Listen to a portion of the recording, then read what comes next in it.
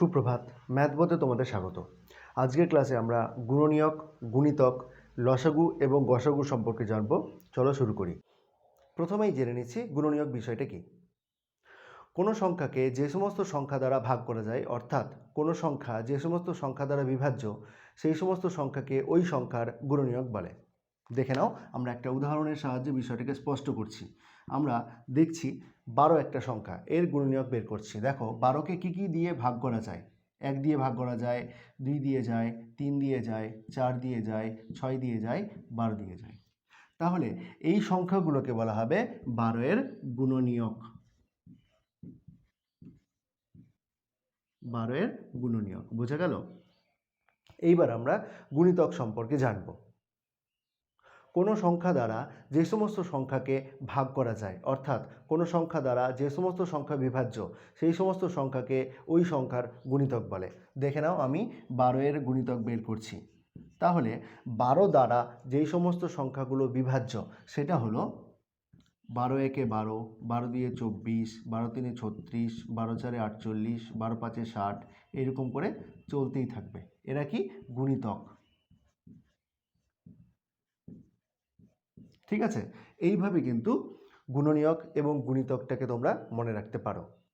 এইবার দেখো যে গুণনীয়কের ক্ষেত্রে খেয়াল করো যে এইগুলো কি বের করছি, এই সংখ্যাগুলো দ্বারা 12কে ভাগ করা যায়, অর্থাৎ এইগুলো কি, এগুলো তাহলে ভাজক।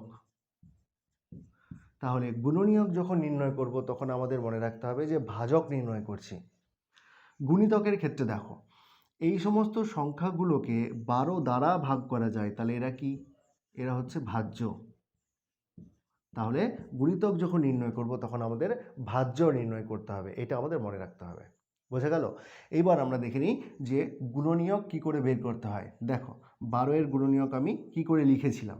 তাহলে 12কে কি লেখা যাবে, দেখো 1 গুণ 12, লেখা যাবে 2 গুণ 6, অর্থাৎ 2 6 12, তারপর লেখা যাবে 3 গুণ 4, 3 4 12। আর কিন্তু লেখা যাবে না, 5 দিয়ে যাবে না, 6 দিয়ে তো অলরেডি নিয়ে নিয়েছি, তাহলে আর লেখার দরকার নেই। তাহলে অতএব 12 এর গুণিতকগুলি হলো, গুণনীয়কগুলি হলো কি কি লিখছি, নিচে দিকে লিখছি। দেখো 1 2 3 4 6 12, এরকম করে লিখতে হবে। 1 2 3 4 6 12। বোঝা গেল। এইবার আমরা 12 এর গুণিতক নির্ণয় করছি। দেখো তাহলে 12কে না, মানে 12 দ্বারা কি কি সংখ্যা বিভাজ্য, তাহলে 12 একে 12, ঠিক আছে, তাহলে হলো 12, ঠিক আছে, 12 একে, এখানে লিখছি তাহলে 12, এখানে লিখছি 12 গুণ 2, 12 দুয়ে 24, এখানে লিখছি 12 গুণ 3 সমান হচ্ছে 36, 12 গুণ 4 সমান হচ্ছে 48, ডট ডট চলতেই থাকবে। তার এখানে কি লিখব, অতএব 12 এর গুণিতকগুলি হলো 12 এর গুণিতকগুলি হলো এই যে 12, 24, 36, 48, ডট ডট করে চলতেই থাকবে। বোঝা গেছে। এইবার আমরা লসাগু এবং গসাগু নির্ণয় করতে শিখব, যেইটা কিন্তু গুণনীয়ক এবং গুণিতকের সঙ্গে সম্পর্কযুক্ত। চলো দেখে নিই। প্রথমেই আমরা লসাগুর এবং গসাগুর পুরো অর্থটা জানব, অর্থাৎ পুরো নামটা জানব। লসাগু হচ্ছে একটা সংক্ষিপ্ত রূপ, এর পুরো নাম হচ্ছে লঘিষ্ঠ সাধারণ গুণিতক। আর গসাগুর পুরো নাম হচ্ছে গরিষ্ঠ সাধারণ গুণনীয়ক। বোঝা গেল। এইবার আমরা লসাগু এবং গসাগু নির্ণয় করতে শিখব যেই লেখাটা লেখা আছে, অর্থাৎ যা অর্থ দেওয়া আছে সেই অর্থ থেকে। তার জন্য আমি দুটো সংখ্যা নিয়ে নিচ্ছি, 4 ও 6। প্রথমে আমরা লসাগু বের করব, তারপরে আমরা গসাগু বের করব। লসাগু বের করছি প্রথমে, তার জন্য আমাদের কি বের করতে হবে, সাধারণ গুণিতক, মানে গুণিতক বের করতে হবে। তাহলে লিখছি 4 এর গুণিতকগুলি হলো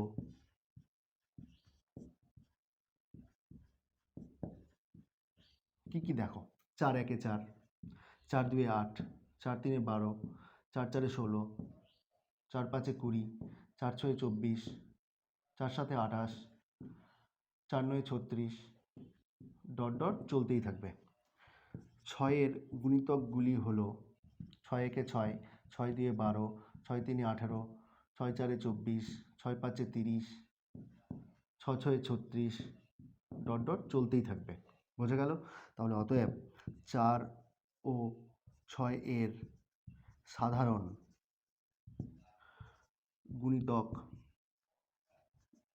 হলো, অর্থ হচ্ছে 4 এবং 6 দুটোতেই যেই গুণিতকটা আছে সেইটাকে আমাদের নিতে হবে। কি বলেছে? সাধারণ গুণিতক, অর্থাৎ যেই গুণিতকটা 4এও আছে এবং 6এও আছে। ভালো করে খেয়াল করে দেখো যে 4-এর মধ্যেও আছে 12 আর 6-এর মধ্যেও আছে 12, তাহলে 12। ঠিক আছে, তারপরে দেখো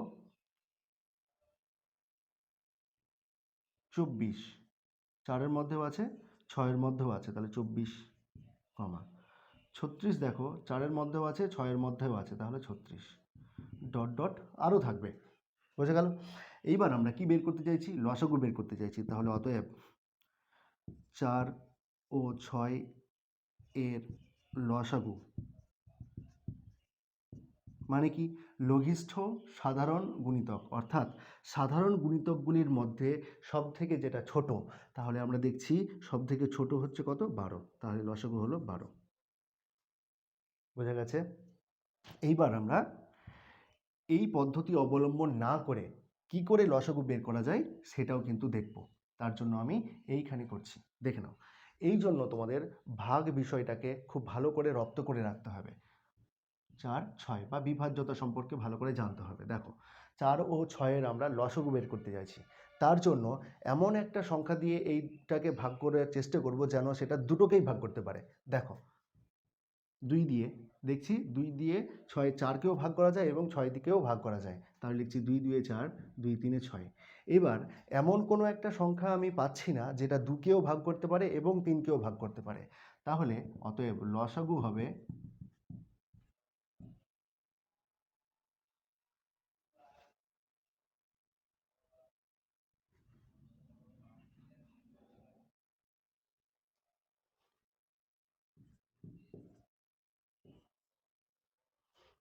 এমন একটা সংখ্যা দ্বারা ভাগ করতে হবে যেই সংখ্যাটা 4কেও ভাগ করতে পারে, 6কেও ভাগ করতে পারে। প্রথমে আমি সেই সংখ্যাটাই নিব। এমন দেখছি একটা সংখ্যা হচ্ছে 2, যেটা 4কেও ভাগ করতে পারছে এবং 6কেও ভাগ করতে পারছে। তাহলে 2 2 4, 2 3 6। তাহলে অতএব লসাগু সমান, দেখো 2 আর 3 পড়ে থাকলো। এমন কোনো সংখ্যা পাচ্ছি না যেটা 2কেও ভাগ করতে পারে এবং 3কেও ভাগ করতে পারে, তার জন্য এখানে স্টপ করে দিলাম। এবার লসাগু হচ্ছে কি? 2 গুণ 2 গুণ 3 সমান কত? 12। তাহলে লসাগু কত হলো? 12। আমরা এখানে কত বের করেছিলাম? 12। বোঝা গেল? এটা হচ্ছে তাত্ত্বিক বিষয় আর এইটা হচ্ছে অঙ্ক করার নিয়ম। তোমরা এইভাবে অঙ্ক করতে পারো যদি তোমাদের সেভাবে বলে দেওয়া থাকে, না হলে এইভাবে ছোট করেও করতে পারো। বোঝা গেল? এইবার আমি গসাগু নির্ণয়ের কথা বলছি। গসাগুর পুরো নাম হলো গরিষ্ঠ সাধারণ গুণনীয়ক। তাহলে সাধারণ গুণনীয়কগুলির মধ্যে যেটা সবথেকে গরিষ্ঠ সেটাই হবে গসাগু। তাহলে আমাদের 4 ও 6-এর গুণনীয়ক বের করতে হবে। তাহলে 4 এর গুণনীয়ক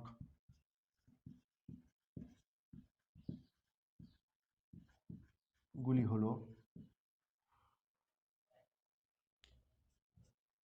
1 2 4। 6 এর গুণনীয়কগুলি হলো 1 2 3 6। তাহলে অতএব 4 ও 6 এর সাধারণ গুণনীয়কগুলি হলো সমান। এখানে শুধুমাত্র সাধারণ গুণনীয়ক হিসাবে এই দুটাই পড়ে থাকছে, তাহলে 2। তাহলে এই সাধারণ গুণনীয়কের মধ্যে যেটা সবথেকে ছোট সেটাই হবে, সাধারণ গুণনীয়কের মধ্যে যেটা সবথেকে বড় সেটাই হবে গসাগু। কিন্তু এখানে একটাই আছে, তার জন্য কিন্তু আর আমাদের আলাদা করে বলা যাচ্ছে না। তাহলে এটাই হবে গসাগু, সমান হচ্ছে 2। বোঝা গেল? এইবার আমরা অন্য একটা উদাহরণের সাহায্যে দেখে নিচ্ছি যেখানে একাধিক সাধারণ গুণনীয়ক থাকবে। চলো দেখে নিচ্ছি। সেই রকম একটা উদাহরণ নিচ্ছি। এইবার আমরা 6 ও 12 এর গসাগু নির্ণয় করব। চলো দেখে নিই। তার জন্য আমাদের এই লেখাটাকে খেয়াল করতে হবে। কি আছে? গরিষ্ঠ সাধারণ গুণনীয়ক। তাহলে 6 এর গুণনীয়ক বের করতে হবে প্রথমে। 6 এর গুণনীয়ক গুলি হলো, আমরা জানি যে 6কে কি কি দিয়ে ভাগ করা যায়। 1 দিয়ে ভাগ করা যায়, 2 দিয়ে ভাগ করা যায়, 3 দিয়ে ভাগ করা যায়, 6 দিয়ে ভাগ করা যায়। এবার 12 এর গুণনীয়কগুলি হলো 1 দিয়ে ভাগ করা যায়, 2 দিয়ে ভাগ করা যায়, 3 দিয়ে ভাগ করা যায়, 4 দিয়ে ভাগ করা যায়, 6 দিয়ে ভাগ করা যায়, 12 দিয়ে ভাগ করা যায়। বুঝে গেছে? এইবার আমরা লিখছি